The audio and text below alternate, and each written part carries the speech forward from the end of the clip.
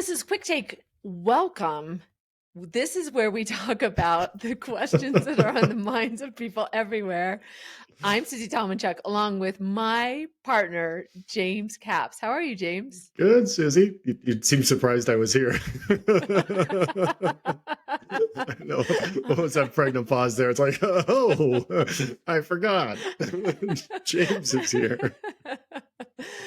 So this is going to be all about me because I want some Absolutely. advice from you, actually. I was thinking last time we talked about stupid questions, Right, and right. I was thinking about different scenarios for answering questions. And Oh, yeah. you know what? I have a big presentation coming up where I'm presenting to a senior team about a solution that I want them to put into place. And so I was like, what if they ask me questions? Like, how do I Right. prepare for the questions if I don't know what where they're coming from and I don't know them that well? So Yeah, I that's a wanted to tough get some one. advice. Yeah, I think a lot of people, you spend a lot of time prepping for a meeting and you get your slides together and then you don't give some thought to that Q&A Exactly. and Yeah. and we've talked about a Q&A at a town hall and how to do that right, but I think it's the as from a presenter's point of view, who the person who is at the podium saying, "Are there any questions?" you know, you need to be ready and prepared for that next 5 minutes, next 15 minutes, because that's just as important and can leave just as a strong of impression as Mhm. even the content of your presentation. So I think it's really wise to give some thought to that topic. All right. Well, good. Well, I'm hoping that you give me some advice so that I am ready because it's the thing that makes me the most nervous. Right, right. Well, I think that, one of the things that makes you a great speaker and makes a lot of people good presenters is their empathy and their ability to pay attention to the audience. And I think at the end of the day, the most important thing when you are listening to a question is you have to be an active listener. You have to Mhm. really listen to the question that they're asking because it's so important that you understand what they're asking. I will take a step back, and I have joked in many occasions that, especially when you're on a panel, you don't have to answer the question asked. You give them Yeah. the answer that you want to give, right? You answer the question you wanted them to ask, and I mean that's always good advice for certain circumstances. But when you have presented on something on a particular topic, and an audience member asks a specific question about that, you need to be prepared to answer that. And the Yeah. best way to do it is to truly listen, be an active listener, and listen all the way to the end. So often you will begin to think that you know the question that they're asking, and you want to be sure that you allow them the opportunity to finish their thought, and then so you can directly answer the question that they ask.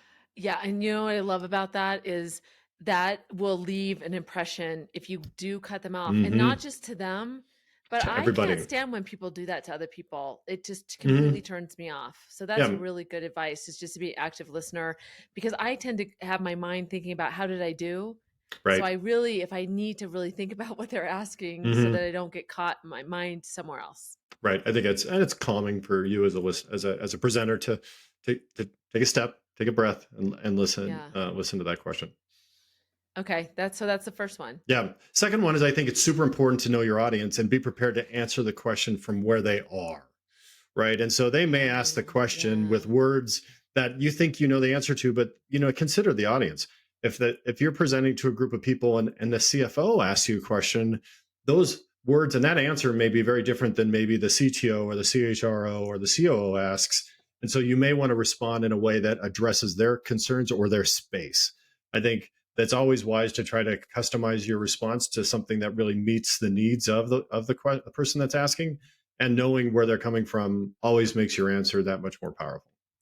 Ooh, do you think it's okay to like kind of qualify, like if it does come from the CFO? Sure. Let me think about that from your perspective. I guess the way Absolutely. I would do this is da da da da da Yeah, from I think there. that's great, and I think that shows some respect to who the audience members are or the questioner is, Hmm. and maybe they're not interested in that. Maybe they're saying, don't actually no, I'm not interested in it from my point of view. I'm talking about it more Hmm. globally, or hey, great point. There is a perspective here, but I'm really thinking about it from this. Creating, being confident in the dialogue and being specific. I always like to respond with a reply with the question in the way that you heard it with your Hmm. words. And so if you can say, well, gee, that's a great question. If I was you as the CFO, I would want to know this, and let me answer that question. So I think that's always a great way to validate the person asking. Okay, I have a follow-up question, but I'm gonna see what your third is to make sure that I don't step on you. Oh no, go for it. I'm super excited. I'll Okay, dodge. so so when you answer the question that came from the CFO and you get Hmm. done, do I say, "Does that answer your question?" Is that good best practice or not? Because that's a nervous tick of mine. Um, Boy, that's a great question. Um, I think that if it depends on the situation, it depends on the dialogue, and really, I would almost say the format of the question and answer. I think that uh, I think in some cases, if the question is vague, if you haven't been able to be specific in the question and you're not clear, you may ask that.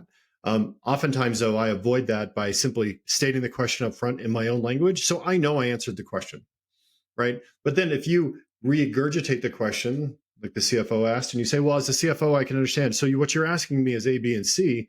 Well, you'll know if you answered that question because you asked it out Okay. loud, right? And I do think that you show more command of the situation if you basically answer the question you end up asking.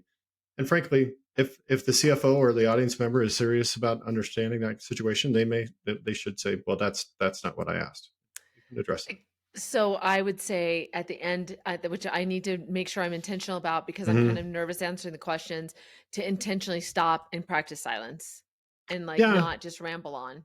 I think that's important too. I think you want to answer Hmm. the question and move on. I do think that you do want to show that you have command of the room, command of the situation, and I think it's like you want to answer the question, say thank you for the question, and move on. I just think that that's Oh, yeah. a better you're more on brand of being the person who's really in charge. Okay. Yeah, it shows confidence. All right. So Right. what's the third one?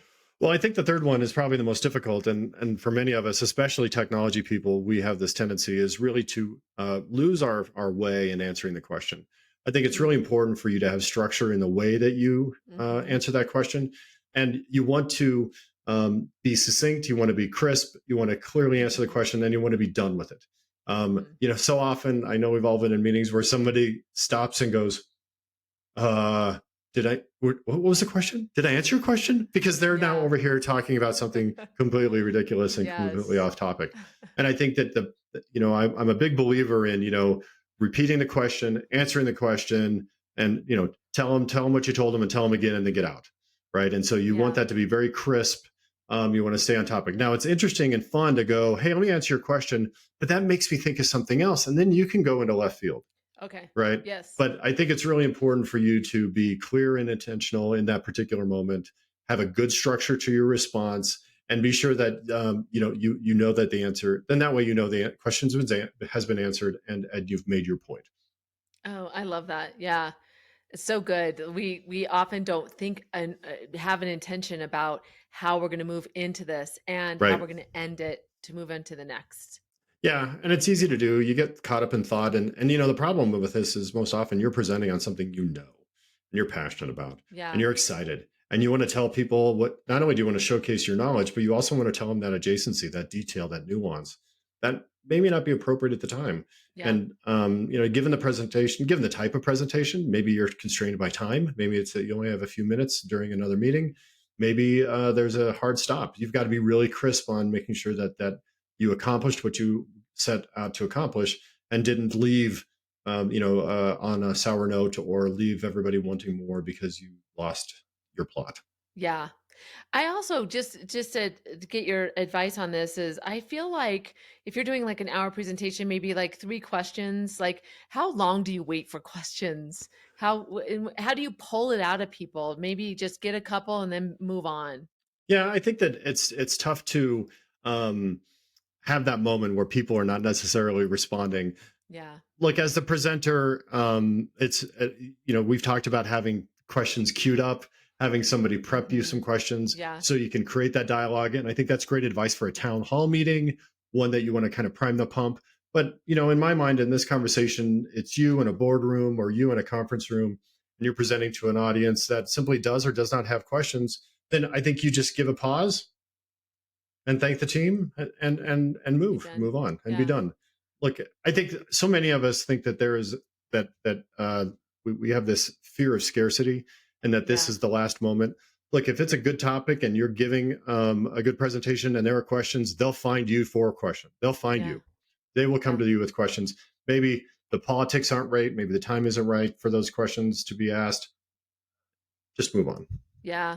It's so funny when you think about presentation that you're doing, you often say, oh, and here's the thank you slide. Okay, I got it. And we Hmm. don't think about what is it going to look like to move into questions and then Hmm. that. So I think this is a really important discussion so that people do put some intention and thought around this Right. last section that is just as important sometimes as the presentation. Look, I think we've all been in presentations where they just don't end on a good note. They Yeah. end weirdly, or even worse, we've been in a meeting where we run out of time and Yeah. everybody walks out of there They feeling sleep. unfulfilled. And it's like, what just happened there? We didn't, was that last slide? Did she finish? I don't know what happened there. And if you can avoid that by just having a nice closed box Yeah. presentation, and then this have, and then your Q&A be neatly succinct as it can be, it just, it goes to the overall quality of your presentation. So Yeah. I I think think it's that's super good. important to be thoughtful here.